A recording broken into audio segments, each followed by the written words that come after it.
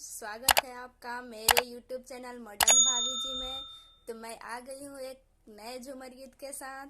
तो आप लोग को अगर ये झूमर गीत अच्छा लगे, आप लोग प्लीज़ मेरे वीडियो को लाइक करें और ज़्यादा से ज़्यादा शेयर करें और मेरे चैनल मॉडर्न भाभी जी को सब्सक्राइब करें। तो चलिए हम शुरू करते हैं अपना झूमर गीत। पलटी में गिरल बाई नार जिला हिलल बा, मलटी में गिरल बाई नार जिला हिलल बा।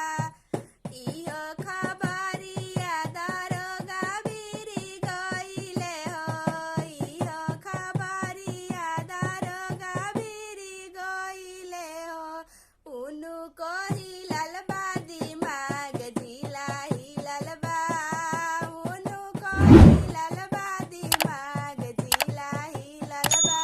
मलटी में गिरल बाई नार जिला हिलल बा, मलटी में गिरल बाई नार जिला हिलल बा। एसपी कलेक्टर कुर्सी छोड़ के भागले हो, एसपी कलेक्टर कुर्सी छोड़ के भागले हो। मुखिया जी के